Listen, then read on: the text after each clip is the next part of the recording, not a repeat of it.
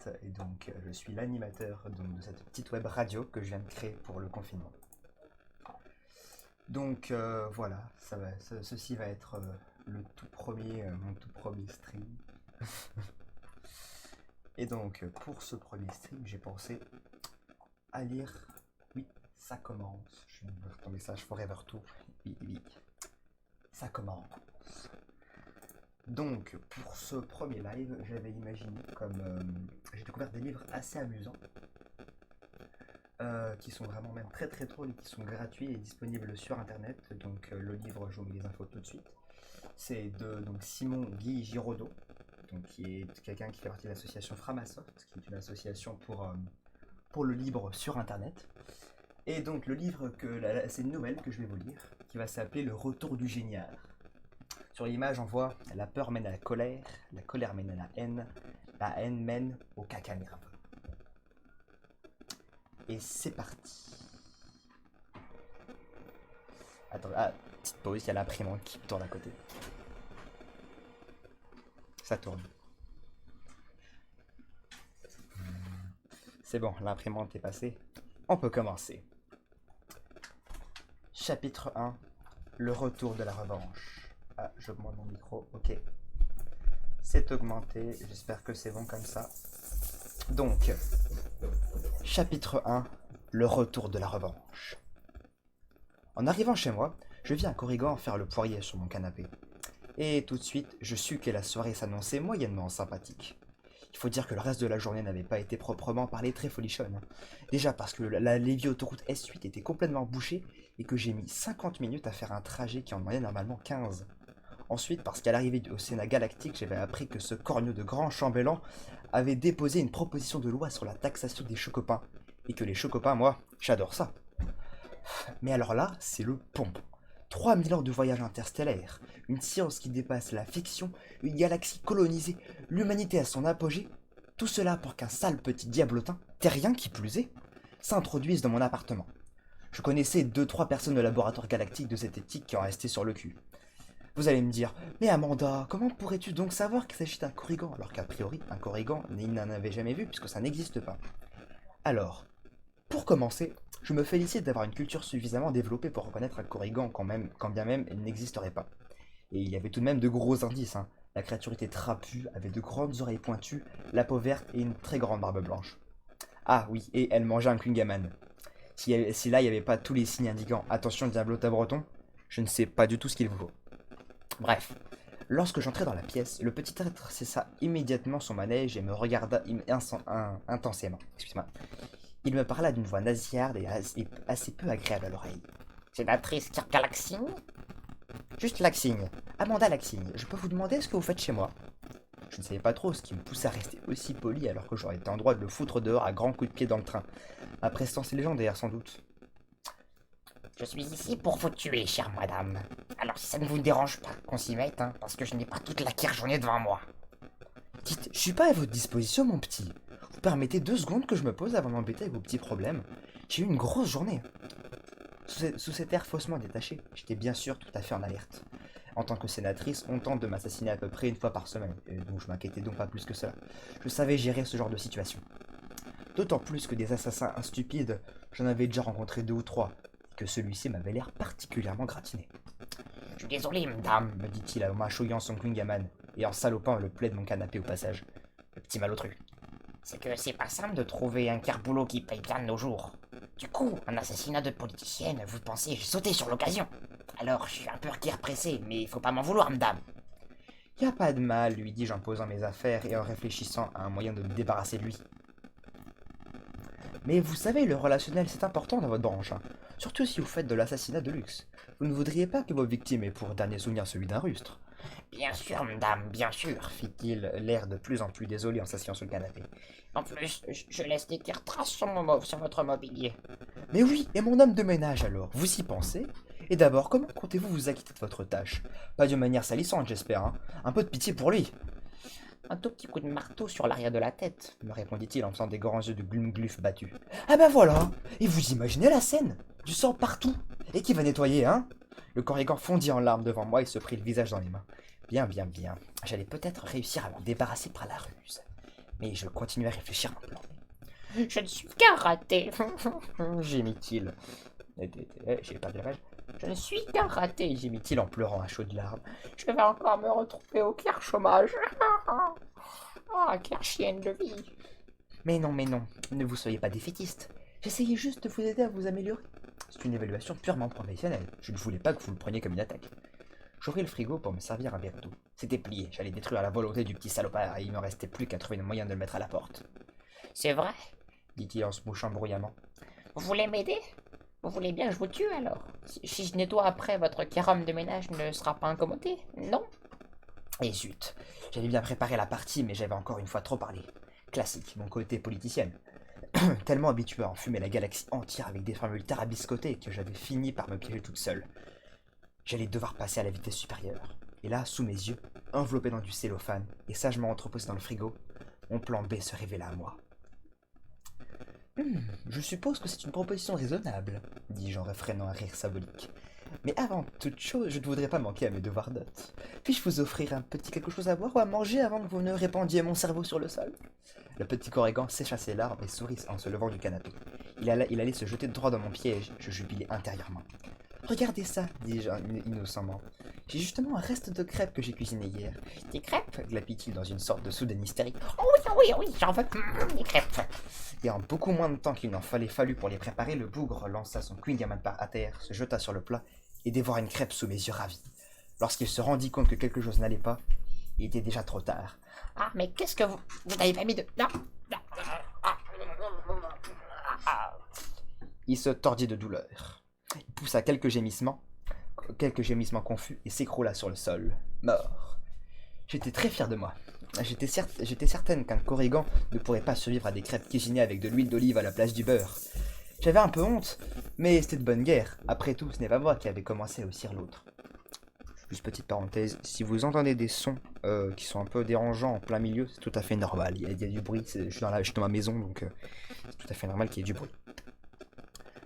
J'appelai madame de compagnie et lui demandai de nettoyer ce bazar fissa. Une créature imaginaire décédée d'indigestion au milieu du salon, ça faisait désordre. Mon Dieu, madame, me dit-elle d'un air faussement éploré. Ces assassinats ne cesseront-ils jamais? Ah bah si, répondit-elle à cette godiche. Si, je suis désolé, mais si, lorsqu'ils auront réussi, logiquement, ça devrait se calmer. Hein. Je sais pas si vous êtes familière avec le concept de la mort. Madame, je vous en prie, mais qu'est-ce qu'elle m'énervait avec ces sortes de vierges effarouchées. Vous ne devriez pas plaisanter avec ça. Relax, ma grande. Ils en ont tous réduit à aller fouiller du côté des créatures mythologiques régionales de la vieille planète Terre. J'ai quand même des chances de mourir de vieillesse avant qu'ils ne trouvent un assassin correct. Et puis, on va pas se laisser abattre, hein, comme disait Kennedy. Madame, j'ai peur pour vous, renchérit-elle avec un ton qui m'aurait fait chialer si je l'avais trouvé crédible. Je vous en prie, prenez au moins un garde du corps. Ah non, mais ça va. En plus, si c'est pour que je me fade avec un pecno aussi branle que la moyenne de mes assassins, avec la chance que j'ai, je suis pas certaine d'y gagner au change. Hein. Et il n'y a pas de mais. Je m'en sors très bien toute seule et j'aurai d'autres choses à faire que de promener un toutou partout. Alors c'est non. Merci de ta solitude, mais c'est non. Elle quitta la pièce vexée. Non mais sans blague, il allait donc falloir que je me justifie après de mes domestiques à présent. Je me décapsulais une bière et je m'affairais enfin dans mon canapé. Bière de garde du Nord. Alors, quand ils disent le Nord, faut savoir qu'ils ne parlent pas du Nord de la galaxie, vu qu'il en faudrait déjà en définir un où le placerait. Non, ils parlent encore d'une fois de la Nord, du Nord, d'un des innombrables pays de cette foutue planète Terre. Comme si cela avait encore du sens au moment où l'humanité avait colonisé des milliers d'autres planètes. Un assassin breton et une bière ch'ti à 12 années-lumière de la Terre. Quand je pense à ce que certains avaient peur de la perte de leur identité déjà à l'époque où on marchait sous les pieds sur une planète unique. Enfin. J'ai allumé mon poste de télévision. Quand je dis télévision, je veux bien parler de sens. Alors attendez, parce que le mot est très compliqué. Je veux bien sûr parler du sensodoraliefto télévision, mais j'abrège. J'ai toujours du mal à comprendre ce que cela apporte de voir des images en relief, de sentir le chaud, le froid, le vent, et tout ce qui peut se passer dans les scènes où on regarde. Sans parler des odeurs. À ça, l'odorama, je n'y suis jamais faite. La dernière fois, je suis tombé sur un reportage sur les éléphants de Proxima du Centaure. Grosse erreur. Même en aéro, mon appart a continué à schlinguer le pachyderme pendant 3 jours. Eh bien, bon, heureusement, à ce moment de la soirée, je tombais sur un simple talk show, à apparaître étouffé par les odeurs de parfums de luxe, de poudre à maquiller et d'hypocrisie nappée d'aftershave. Je ne risquais donc pas grand-chose. Et bien sûr, je n'avais pas le temps de siroter un quart de ma bière terrienne quand mon foutu téléphone s'est mis à sonner. Je vous passe le nom complet et les fonctionnalités délirantes de cet objet. Je baissai le son de ma télé en poussant un giron et décrocha. Un hologramme s'éleva de l'appareil et après quelques hésitations grésillantes, se modela en visage connu. Le grand chambellan. Ah bah voilà autre chose. Quand le big boss galactique t'appelle en dehors des 2 heures du bureau, c'est qui te double. Soit t'es un héros, soit t'as fait une énorme connerie. Sénatrice Laxigne. Laxigne. L'heure est grave. M'annonça-t-il. M'annonça-t-il d'un ton apparemment aussi grave que l'heure en question. Et mince, qu'est-ce que j'ai encore pu faire comme bêtise? Mais respect, grand chambellan, dis-je en attendant l'engueulade. Mes chères sénatrices, ce nouvel attentat contre votre vie m'inquiète énormément. Ah, avec ce que là j'ai rassuré. Devant le visage dubitatif de l'holographique grand chambellan, j'ajoutai. Il n'y a pas de raison, grand chambellan, plus de peur que de mal. L'individu est à la limite de l'incompétence, je l'ai facilement maîtrisé. Mais au fait, comment êtes-vous déjà au courant de l'affaire? Il prit un air affecté. Un grand chambellan doit pouvoir se targuer de tout savoir sur ce qui se passe. C'est pas ma suivante qui vous a appelé? C'est votre suivante qui m'a appelé. Ah, la petite vislarde. Appelez mon patron derrière mon dos. Je me promis de la lourder prochainement alors que le grand chambellan poursuivait. Dans le contexte actuel, il me semble tout indiqué et même nécessaire de vous mettre sous protection permanente. Je vous en prie, madame, faites-le pour moi. L'idée de vous perdre m'est insupportable. Il avait mis tellement d'emphase sur ces dernières phrases que je manquais de dégommer d'ennui. On aurait dit un CM2 qui essayait maladroitement d'être lyrique. Bark. Ah, mais vous n'allez pas vous y mettre vous aussi, hein. C'est comme une manie de vouloir me coller un inconnu au basque, juste pour... Justement, sénatrice, justement, ajouta-t-il précipitamment. Je ne pensais pas faire appel à un inconnu, mais plutôt à quelqu'un que de votre connaissance. Un vieil ami, le jeune Matteo. Sur le moment, je ne compris pas. Déjà parce que je n'avais aucun souvenir d'avoir des gardes du corps de parmi mes amis. J'étais sénatrice, pas EduxP, hein. Et en plus, je ne connaissais aucun Matteo. Aucun Matteo? À moins que... Non. Le jeune Matteo? Attendez, mais vous parlez du petit chiard que je babysitais pendant mes études de droit. Lui-même, sénatrice. Mais vous déconnez à plat tube, grand chambellan. La dernière fois que je l'ai vu, il jouait à mettre le feu à ses crottes de nez. Il ne le fait plus maintenant. Mais vous êtes sérieux, bon sang? Vraiment, mais il doit avoir quoi, 18 piges maintenant? J'espère au moins qu'il a pris des muscles, le moment, parce que quand il était petit, il était impossible de lui faire mettre une baffe. Rien que le souffle le suffisait à le faire envoler. Et je sais de quoi je parle. Il a beaucoup grandi, m'a-t-on dit. Ah, tu parles, Charles? Non mais est-ce que cette lubie là, le jeune Mathéo, attendez, mais il est pistonné, c'est ça? C'est le neveu d'un pote à vous? Ou alors c'est un de vos grands fonctionnaires qui veut caser son cousin débile? Et vous me le collez dans les pattes? Mais pas du tout, s'exclama-t-il indigné. Il fait partie de l'équipe de sécurité de Mark Renton. C'est lui qui m'a recommandé pour vous. Vous connaissez Mark Renton, non? Mark Renton? Ce grand diplomate écossais, encore un qui n'a pas compris qu'on avait quitté la Terre depuis 3 millénaires. Bien sûr que je le connais, il nous a même filé un bon coup de main pendant la grande révolte des boulangers toulousains il y a 10 ans. Et alors? Eh bien alors, c'est un ami, de quoi vous plaignez-vous? Bah oui, quoi? Fis-je rageusement. Il nous a aidés, et alors, ça le rend expert en protection rapprochée? Non! Un con qui aide, ça reste un con! La direction assistée sur ma navette spatiale, elle m'aide aussi, mais j'irai pas jusqu'à lui demander des conseils par les décos de mon appart, voyez-vous. Si vous pouvez arrêter les punchlines 5 minutes, de toute façon, je vous rappelle que je n'ai pas besoin de votre approbation. Si je vous dis vous prenez un garde du corps, vous prenez un garde du corps, et voilà. Qu'est-ce que c'est que cette rébellion, sénatrice? Grand chambellan, avec tout le respect que je vous dois à votre haut rang et à votre prestige qui m'est associé, vous m'emmerdez! Et je raccrochai rageusement le téléphone. L'hologramme fondit en un petit amas de pixels qui me laissa pas le temps d'admirer le rictus désapprobateur du grand chambellan. Il avait raison, le fumier. Il pouvait me forcer à traîner avec un garde du corps, une sangsue, un Matteo, un archidoclaste de première, et je ne pouvais rien dire. Les bouchons, la taxation des chocopins, le corrigan, et maintenant ça. Merci la journée. Et voilà pour donc le premier chapitre de cette nouvelle, Le Retour du Géniard.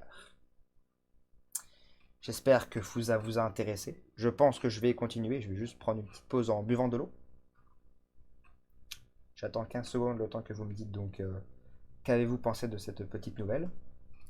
Je suis prêt pour tous les avis.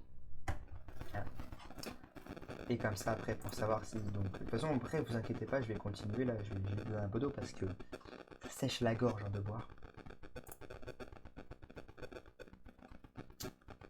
Ça sèche la gorge. Donc je vais boire de l'eau, je vais vous mettre un peu de musique.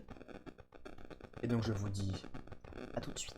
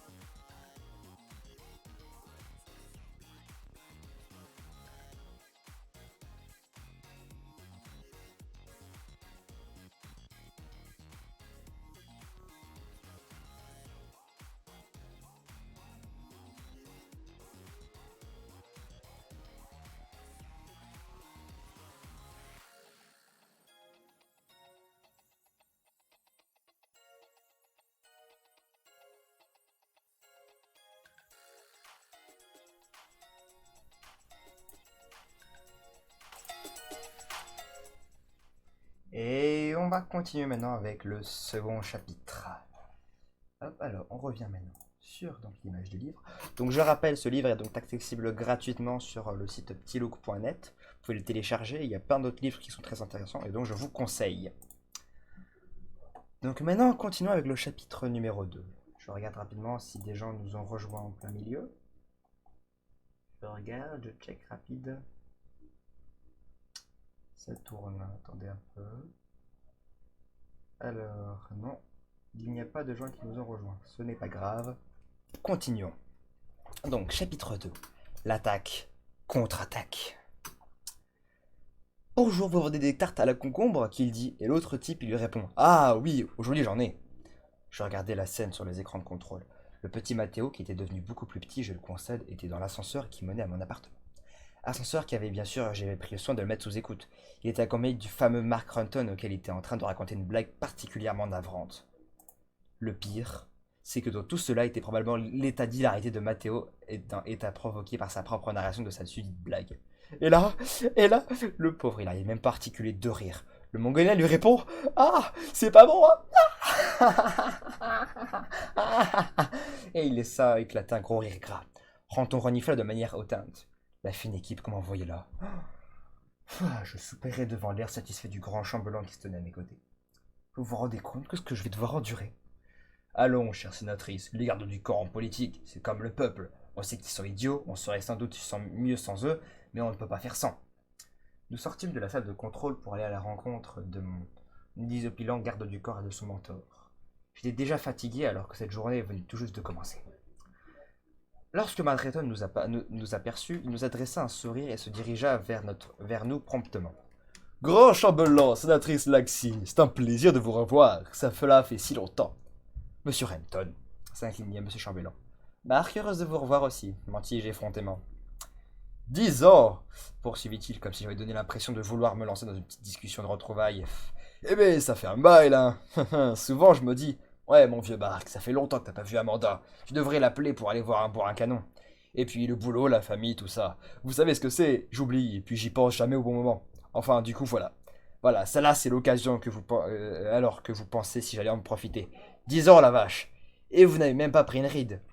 Merci. Votre protégé, par contre, il a poussé. J'essayais subitement de dévier la conversation pour éviter qu'elle ne dure trop longtemps. Bonjour, Mathéo. Alors, on a grandi, donc. On a un grand garçon maintenant. Mais oui. D'accord, c'était vache de le brocander comme ça, mais je lui avais un peu eu, moi, ce petit prétentieux qui prétendait assurer ma protection. Alors, j'avais quand même bien le droit de me marrer un peu. Le pire, c'est qu'il n'avait même pas l'air de saisir l'ironie de mes propos. Vous, par contre, vous êtes toujours aussi belle, répondit-il. Vous ne devriez pas être sénatrice dans la galaxie, mais reine des étoiles, car vous avez l'éclat dans vos yeux. J'avoue que ne m'étais pas attendu à cela.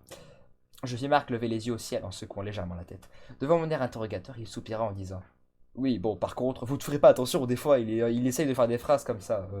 On pige pas toujours ce qu'il raconte, mais au bout d'un moment, on s'habitue. C'est sa phrase émo hipster, si vous voulez.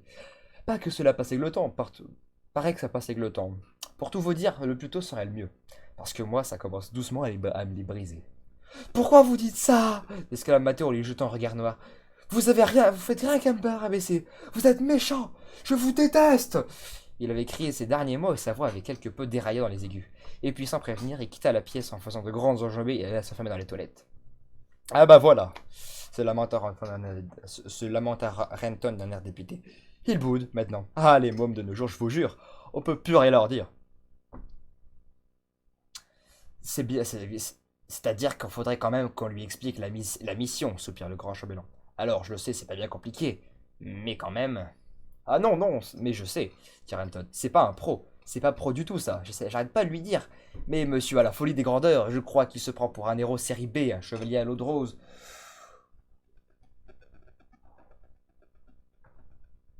J'arrête pas de lui dire, mais monsieur a la folie des grandeurs, je crois même qu'il se prend pour un héros de série B, un chevalier à l'eau de rose, à l'eau de...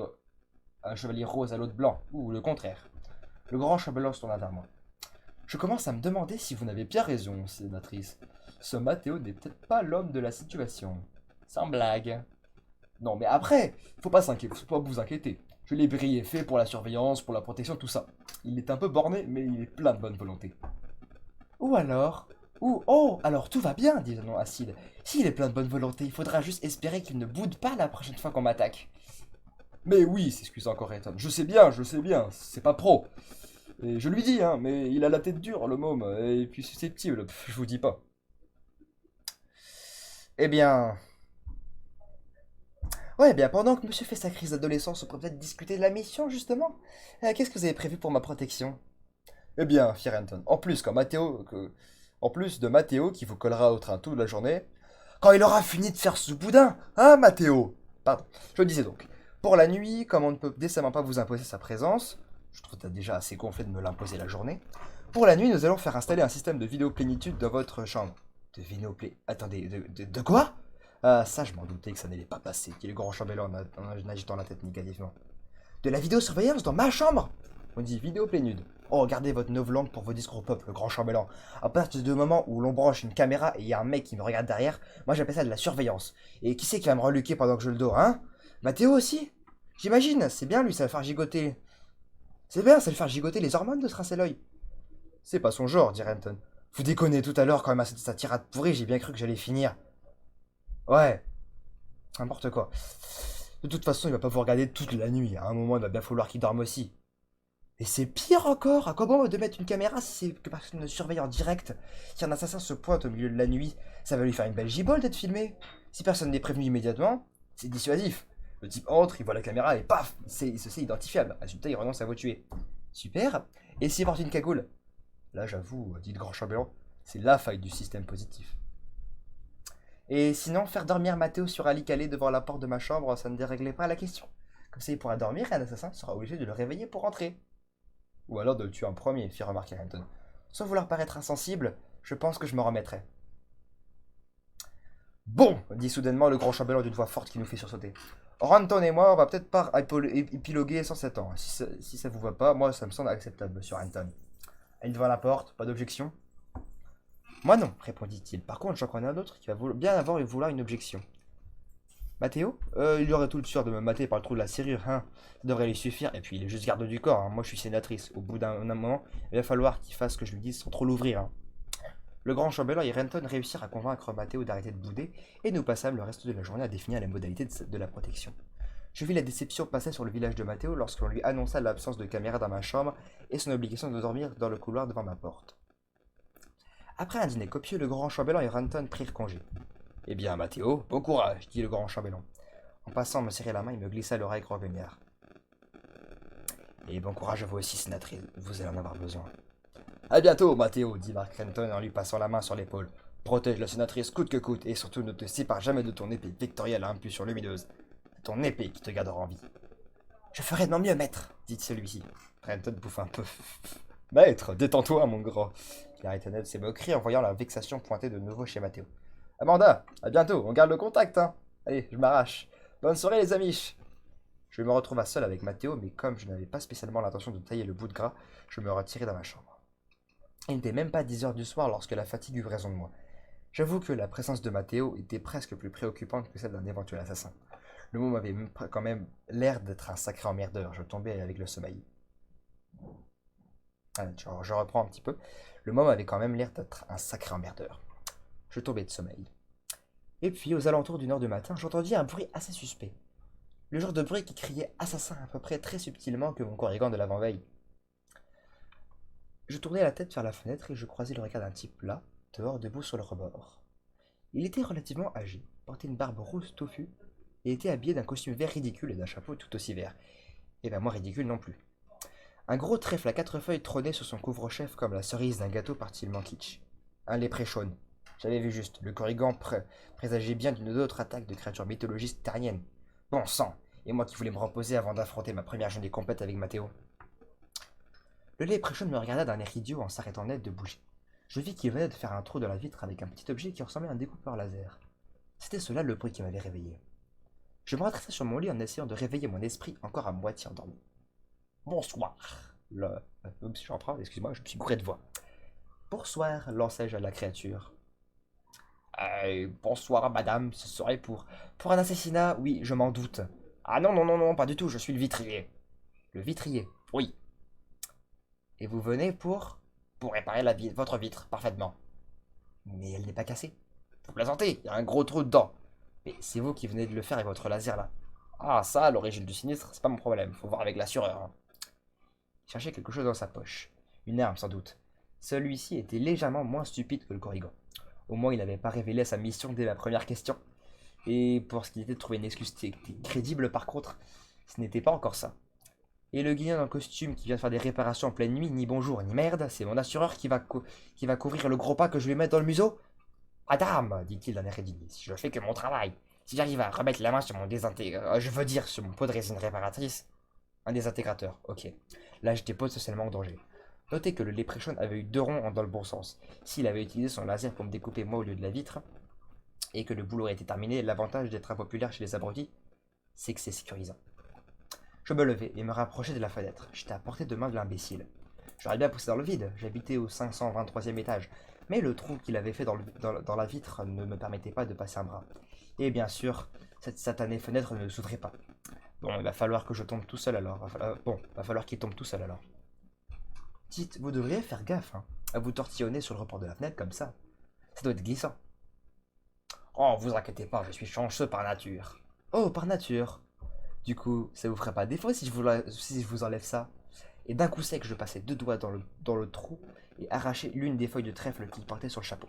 Le léprechaune eut un air horrifié sur le visage et me regarda comme si j'étais le diable.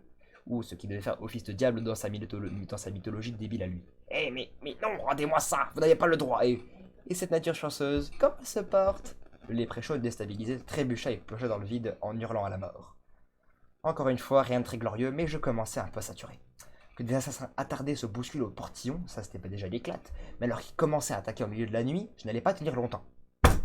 Soudain, la porte souffla en claquant contre le mur. Mathéo fit irruption dans la pièce, probablement alerté par le cri du léprechaune. Tiens, l'homme qui tombe à pic. Amanda! J'ai entendu crier, qu'est-ce se passe-t-il? Vous allez bien? Alors, t'es un poil à la bourre, mon lapin. Je viens d'échapper à un attentat et c'est pas grâce à toi. Quoi? Mais comment? On surveille la porte, il passe par la fenêtre. C'est con, hein? Comme il arrive toujours pas... comment ils arrivent toujours à trouver une faille, un plan de protection si bien préparé? Vous n'avez pas voulu de caméra dans votre chambre, alors... Alors, je peux pas m'en prendre qu'à moi-même, c'est ça? C'est ça, le victime blaming, tu gères? Et puis dis donc, l'assassin n'est quand même pas entré dans la piole, hein. Je vois pas bien comment ta caméra aurait changé. Et puis, sans déconner, il a fait un boucan du diable à couper la vitre. J'ai parlé à voix haute avec lui pendant au moins 1 minute, mais monsieur dormait tranquillement. On t'a pas dit d'ouvrir l'œil? De dormir cul d'une oreille? On m'avait pourtant parlé de toi comme un as, hein, une prince de la défense, un paragon de la sécurité. Ah! Mais d'habitude, je suis trop fort, ma sénatrice, me répondit-il avec un petit sourire en coin comme s'il voulait un aucun doute charmeur. Ah ouais, ça va les chevilles? Et donc normalement t'as un caïd là? Il s'est passé quoi? Une baisse de régime? Non mais ça c'est de la faute de Mark Renton. Mark Renton. Alors là je ne vois pas du tout ce qu'il vient faire dans ma conversation celui-là. Je crois que c'est ton mentor adoré. Je l'aime bien oui, mais sauf qu'il n'arrête pas de me rabaisser. Il me freine alors que je pourrais être trop balèze sans lui. Il est méchant et je le déteste. Et voilà, il reprenait. Les hurlements du morveux capricieux. Non mais dis donc, tu pèses d'un ton, petit merde. Tu parles à une sénatrice là. Sénatrice que t'es censé protéger, je te rappelle. Alors tu vas mollo sur les pleurnicheries, tu m'appelles madame et pas Amanda et tu te remets en question 2 secondes avant d'accuser la terre entière quand tu fais une bêtise. Il resta bouche bée et je croisai les bras, satisfait d'avoir cloué le bec. Mais il se reprit vite et me lança un regard absolument flippant, le visage baissé avec son foutu sourire en coin qui m'évoquait les pires psychopathes que la fiction ait jamais engendrés. Un jour, quelqu'un devra lui expliquer ce qu'est le charme, et la subtiliser aussi. Est-ce que vous êtes belle quand vous vous énervez, madame me lança-t-il d'un ton suave et écœurant. Oh punaise, attention, il va falloir que je songe à prendre un garde du corps pour me protéger de mon garde du corps. Dans les médias, il va falloir que je sois clair. Mathéo avait commencé une douche froide, il allait la voir. Ne me regarde pas comme ça, dit-il aussi, lui dis-je aussi d'une manière aussi glaciale que plausible. Pourquoi? Parce que, on dirait, c'est dégueulasse, et parce que je vais te balancer mon jus dans l'entrejambe si tu continues à me dévisager façon bout de viande. C'est clair comme ça ou faut que j'explique à coup de beigne? Amanda s'écria-t-il soudain, n'écoutant que son courage. Vous avez arraché mon cœur, et je ne soupire que vous. Ah, maudite passion qui me tourmente. Ouais, lui dis-je en le poussant dans le couloir. Eh ben, tu vas sagement aller te recoucher avant que je t'arrache autre chose. Et je t'ai déjà dit de ne pas me l'appeler Amanda. Fort bien, je m'en vais alors retourner à mes rêves de vous, madame, fit-il d'un tragédien raté. Impossible de me retenir, je lui collai une énorme baffe sur la joue gauche. Il recula de 2 pas, hors de la chambre. Mais qu'est-ce que j'ai dit? Tu crois que je n'imagine pas ce qu'il y a dans tes rêves? Vislar, va! Et je claquai la porte et tournai la clé dedans. Je poussai un soupir de soulagement. Enfin débarrassé. Non mais quel taré. Cette histoire de garde du corps n'avait que trop duré. Je l'avais dit dès le départ que c'était une mauvaise idée. Encore une fois, j'avais tapé juste. Et si je dois l'admettre, je ne m'attendais pas à ce que ce soit un tel fiasco. J'avais pris ma décision. Le lendemain, à la première heure, j'appellerai le grand chambellan pour lui dire de garder ses idées de protection rapprochées pour lui. Et tant pis pour son autorité suprême. Je me recouchai après avoir pris soin de colmater le trou dans la fenêtre avec un morceau de carton scotché. Dans la chambre d'une sénatrice, c'était d'une telle classe. Et donc voilà pour le chapitre 2. J'ai ma gorge toute sèche, je ne fais que parler, blablabla. C'est vraiment très compliqué, vous savez, de parler comme ça, de tenir la voix. C'est assez chaud. Alors, je regarde rapidement. C'est bien, j'ai perdu que 4% d'images. Je fais déjà un live depuis 45 minutes. C'est super bien. Et en plus, je n'ai consommé que 1 giga. C'est génial. Je vais pouvoir faire peut-être 10 lives de 1 heure. Hein. Parce que si c'est comme ça va être cool. Donc j'espère que ça pourrait continuer comme ça. Est-ce que je vous lis donc le 3e chapitre? Je crois que c'est le dernier chapitre. Je regarde rapidement. Je check rapide. Oui, c'est le dernier chapitre. Est-ce que donc je vous lis le 3e chapitre? Est-ce que vous êtes motivé? Est-ce que vous êtes chaud? Ça va être comme ça. Tiens, je suis en train de tenir mon téléphone vers le haut pour avoir de la bonne connexion. Ah là là. En plus, tu fais super bien la voix. Ah, merci beaucoup, c'est gentil de dire ça. Bah, et je... Alors, voix, il y a un X à la fin. Bah, les voix, on va dire, les voix.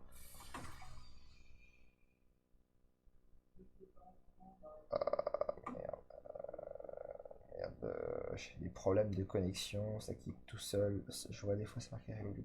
Ouais, si tu peux. Ok, pas de problème. Alors, je vais faire une petite pause, je vais reboire de l'eau, encore une fois. Je vais vous mettre un petit peu de musique en attendant. Hein.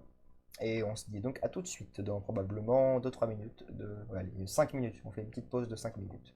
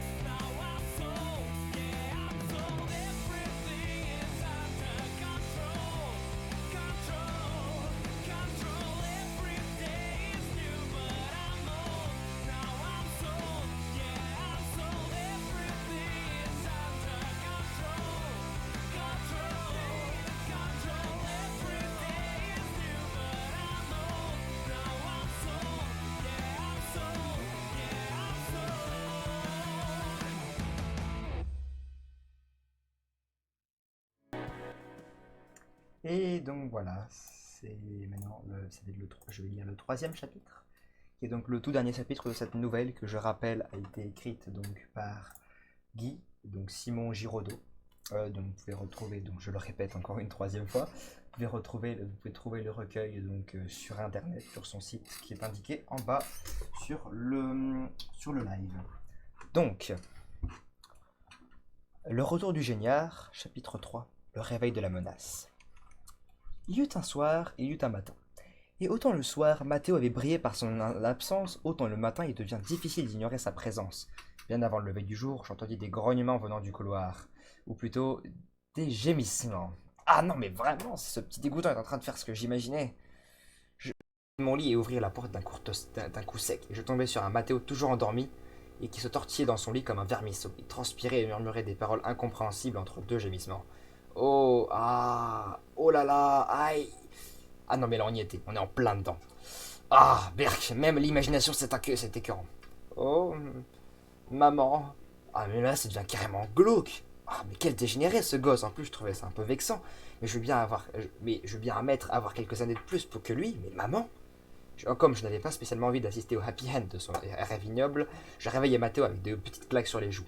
Enfin, avec des claques sur les joues. Eh oh, oh, eh, Mathéo, on se réveille, t'es en train de faire un rêve pas joli joli. Thierry Merchot se réveille et c'est ouf. Que quoi? Amant madame? Ouais, madame, c'est ça. Et qu'est-ce que je t'ai dit sur les rêves de vicieux? Mais je rêvais de ma mère. Super, si tu pouvais régler ton Oedipe ailleurs et que sur le pas de la porte. Mais non, mais c'est pas. Non, mais non, elle était en danger. Elle allait mourir. J'espère que tu ne me prendras pas mal, mais si je t'avoue que je préfère ça. Bon, ça va, le petit cauchemar est fini. Tu portes ton nez au dodo ou si tu veux qu'Amanda te chante une chanson pour t'aider à dormir. Il faut que je vois ma mère, tout de suite. Non, mais tu te fous de moi? Non, il faut que je la voie, sinon elle va mourir. Mathéo, je ne crois pas que tu aies passé l'âge des terreurs nocturnes. Ce n'est pas juste un rêve, c'est une prémonition. Ah, parce que le monsieur est médium maintenant. Vous ne comprenez pas, Amanda. Je sais qu'elle est en danger, je le sens. Je le sens, je le sais.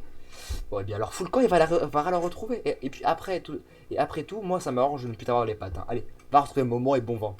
Ah non, vous devez venir avec moi. Restez calme, ne pas le frapper à nouveau. Restez calme. Je me massais l'arête du nez entre les deux doigts en essayant de ne pas céder à la colère. Mathéo, je vais essayer d'être gentil, d'accord? Que tu as un niveau de maturité relativement proche de celui que tu avais quand je te babysittais, d'accord. Que tu boutes comme un ado attardé alors quand tu fais une remarque, d'accord. Que tu ne sois même pas foutu de me protéger contre un assassin alors que ce n'est que ton petite mission à mes côtés, passe encore. Mais mais tu ne me feras pas traverser la galaxie parce qu'un mauvais rêve t'a fait mouiller ton lit. Non, non, pas besoin de traverser la galaxie. Ma mère, elle a déménagé, elle habite sur cette planète maintenant. Oh, suis-je bête. Oh, merci pour le follow, Richult. Bienvenue, bienvenue. Oh, suis-je bête. Et comment ferais-tu pour lui rapporter la lessive ce matin, sinon? Ah, vous voulez m'y emmener? Ah, parce que c'est moi qui dois te conduire en plus. Bah, je n'ai pas encore mon permis. Tu me tues, Mathéo. Je te jure, tu me tues. Je regardais l'horloge sur le mur. Il était à peine 6 heures du matin. Et qu'est-ce que j'avais envie? Tu vas pouvoir rester par contre. Oh, ce n'est pas grave, Richult, ce n'est pas grave. Tu pourras regarder la rediffusion à la salle pendant 14 jours.